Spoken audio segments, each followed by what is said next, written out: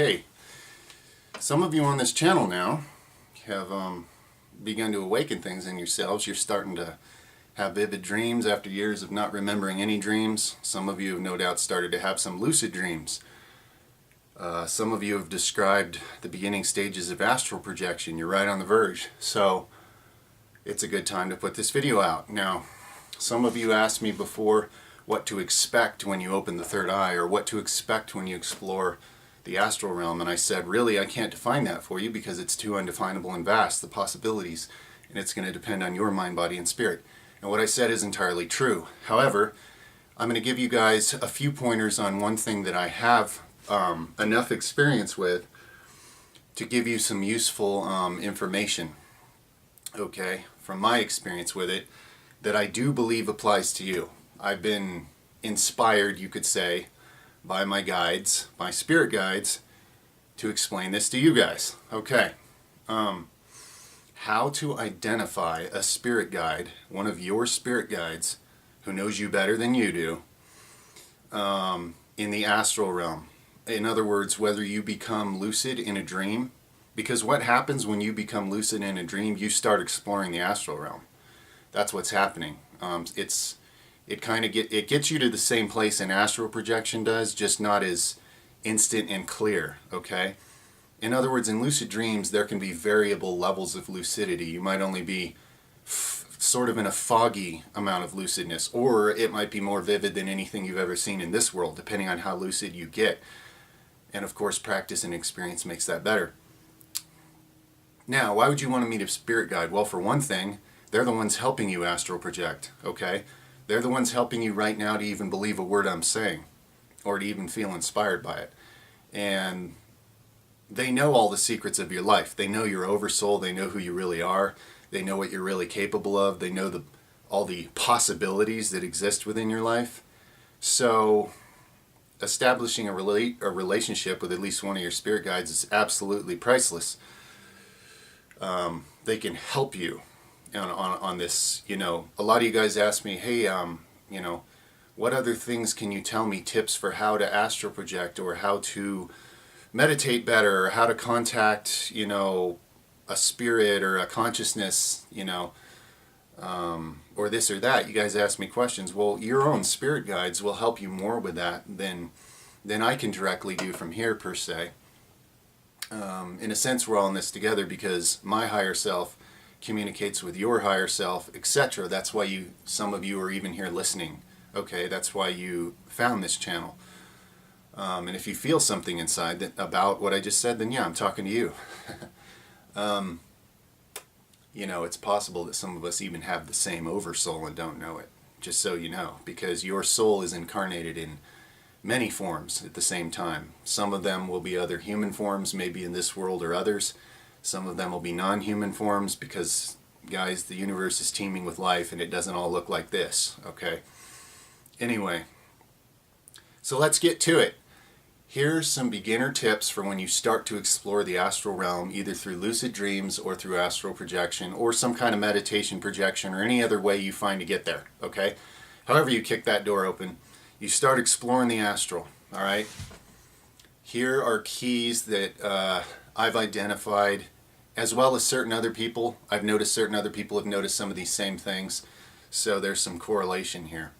Okay, when you're lucid and you're looking around, if there's anyone who is what you might call an authority figure, who wears a name tag, a train conductor, a taxi driver, a store clerk, you know, anything like that, anybody with a title in the dream, and it doesn't have to be a big title, it doesn't have to be, you know, king, emperor, whatever. It could be a fishing guide who has a little name tag on. This is a clue. Anybody in a dream who has an ID, most likely they're one of your guides. Now, some of the questions you may end up asking yourself, like I have, is why don't guides just introduce themselves to us and make this easy? It's because you're only ready for so much at a time. When you first meet your guides, they're going to take an appearance of something that's not threatening to you. This is why they may appear as, you know, a store clerk or something, let's say. it'll be, you'll need to graduate in your experience and clear out a lot of fear and resolve some things with yourself before you can start to see your guide's true forms. Because if you saw it right away, you'd be terrified. Not because they're awful looking or scary or horrible or anything, but because our background and beliefs does not prepare us in this world for for all the forms of life that really exist and how amazing they really are, okay?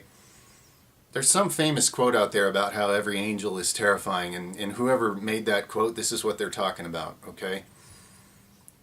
Now, I can tell you from personal experience that when you meet your higher self, you'll be terrified too. You'll think it's the booming voice of God or something, and it turns out it's you. But what I'm trying to explain here is that your guides are not going to jump out at you and show you their true form right away. They're going to let you grow into the experience at your own rate.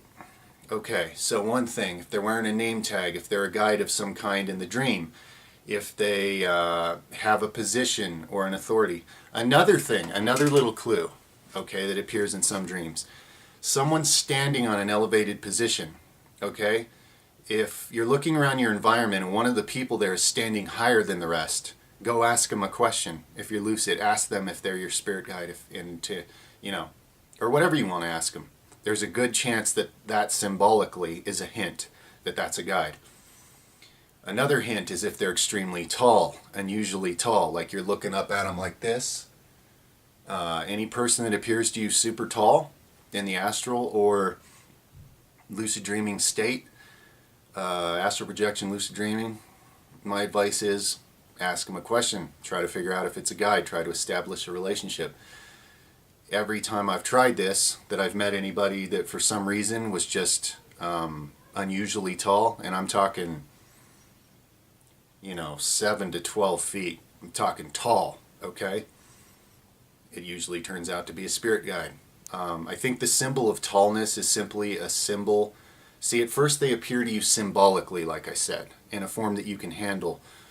I think the symbol of being so tall is to say that their consciousness is sitting on a higher plane. That's why their head's up so high. It's a symbol, okay? It's a dream symbol or an astral symbol. And as you graduate, these symbolic things will give way to more literal, otherworldly experiences, okay? Now, what's another one I've noticed? For some reason, very light blonde hair, okay? And please don't try to turn this into any weird racist thing or anything like that. It's not about anything like that. It's not about physical races of people or physical hair colors. I think the blonde hair simply represents bright, shining, pure thoughts coming from the head. It's a way of the guide saying that my thoughts are of a very high nature, a high vibrational, light nature. Now, I've had guides appear with black hair, and some of my guides are not necessarily all light and airy-fairy, just like I'm not necessarily all light and airy-fairy. So I am by no means saying that you should only listen to blonde people in dreams. That sounds like a good way to get deceived. But I have noticed that in many cases, for whatever reason, and I'm not the only one who's documented this, a lot of times a spirit guide that is of a very light nature, a loving, positive, light end of the spectrum type spirit guide, a lot of times they have very, very bright blonde hair. Very light colored or bright blonde hair in dreams. Or the astral. Or, lucid dreams are astral. In other words, your introduction to the astral plane when a lot of things remain symbolic, okay? Now, what else can I tell you? I think those are my main hints for identifying your spirit guides. What you want to do is train your mind that when I achieve lucidity in a dream or I achieve astral projection, this is what I did. Now, I'm not telling you guys what to do. You can have any priority of what you want to explore first on the astral plane. For me, it was I want to know my spirit guides because I had realized that somebody was making it very clear to me from the other side that they were guiding me. And they were speaking to me in a variety of ways that I just couldn't hear clearly yet. So my goal was when I get into the astral plane, I'm going to find spirit guides. So I trained my mind to be prepared for that. It was my mission. So every time I became lucid in a dream, Well, not every time, because sometimes I got distracted doing other very fun things, depending on which characters you run into. There's so many amazing things can happen there. It's all extremely valuable. But it does help to go with a plan, because when you become lucid, even this guy, even ego me, remembers who he is. Oh yeah, I'm that guy from back on Earth, and I came here to discover my spirit guides and get information and to help me grow and awaken and, find my spiritual gifts, etc., whatever it is. Having prepared your mind for that makes you remember that, okay? That's high priority when you become lucid or astral project into the astral realm, okay? So guys, those are my hints for identifying guides. Anybody really tall, anybody with a name tag, anybody who is sitting or standing on a slightly higher elevation than you in this whatever scene you're in, that's a clue. Check with them. Anybody with any kind of special position, anyone helpful who's helping a group, and anyone with really light colored blonde hair. I would check with all of those for spirit guides. And I feel quite confident that some of you are going to use this and you're going to discover some of your spirit guides this way. It'll work. I don't know why exactly those are the symbols they mostly use. You heard my theories on it, but it doesn't matter a whole lot. It's just something that myself and certain others have noticed, some of these correlations when you're first exploring that realm. These are some of the archetypal symbols that your guides will use to give you hints, but not to show their true form or overwhelm you with how amazing they really are. And when you talk to them, you may find that at first if you're able to stay lucid, not get too excited or afraid or wake yourself up or leave that realm, and this takes practice, but as you talk to them, you'll find that the things they say to you, you may or may not think you fully understand the message at first, but what you'll find is if you keep contemplating it for months, even years to come, some of these messages, you'll continue to understand new layers and new levels of what they meant with that message. The message is worded in a very intelligent way that if you, as an individual, will keep stretching your consciousness to try to fully understand what that message meant, at some point you'll get it, and all of a sudden a bunch of things will click and you'll understand how brilliant these beings really are.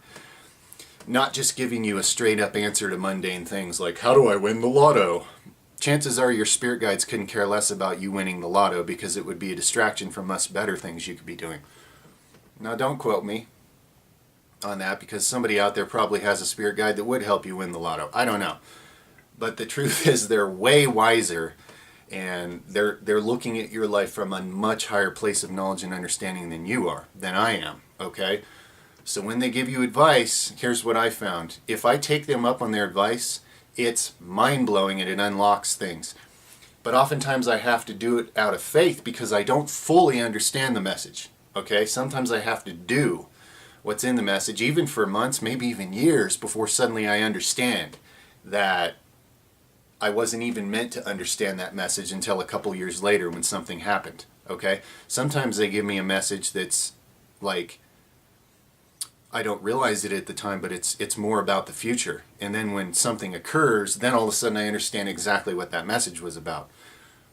And this is just another way of them showing me that I am very much connected to them at this point, and they are guiding my path. They show me it daily with 3 special numbers that I kept inside of me as my special numbers my whole life, and it was my own secret OCD thing, and they started showing me these numbers everywhere, causing me to look, causing me to walk and see the numbers, causing me to find those 3 numbers everywhere. It started one day, and it has never quit since for years. I see the same 3 numbers everywhere I go, constantly. More so when I'm exactly on the most conducive path currently, and I see it less frequently when I'm straying a little further away from my highest path. And this is one way that they because I'm not so clairaudient that I can hear their voice normally in this body, this is just a way that they simply communicate with me, like keeping me on track as much as I want to be for my own spiritual growth and expansion. But anyway, that's a way they communicate with me on this side when I'm awake and in this body. They have a lot of different creative ways of communicating with a lot of different people. The point is, you need to pay attention to your own intuition and watch the signs, okay? Your spirit guides know how to communicate with you because they know your mind better than you do, okay? You know all kinds of things about you better than you do from the perspective of your ego, where we know so little about ourselves. Okay, so hopefully that's a good instructional for those of you that are right at that precipice and starting to peek in to that other realm. Things are only going to get more exciting and better as you build your intention to do it, and your spirit guides want to help you. Ask them. You may not know their names or what they look like or anything yet. That doesn't even matter. If you reach out to them and you say, look, I know I have at least one spirit guide that's always with me and probably more. Would you help me with my meditation practice? Will you help me connect with me more while I'm meditating? Connect with me more while I'm dreaming? Connect with me more while I'm whatever. You choose, okay? But the more you invite them to be involved with your life and the more you pay attention, the more you'll find out just how real they really are. Like I've said before, I've had my life physically probably saved at least twice by advice that I got in the Astral from a spirit guide. Came back here and tested it and found out it was absolutely true and I had no idea. Priceless. But apparently I'm still supposed to be here for some reason, right? Alright, I love you all, Jedis. Let me know what you think of that, if that helps. And start using it tonight when you become lucid in a dream, okay? Find one of your guides. Tell them I said hi. They already know. But anyway, I love you all. Over and out for now, Jedis.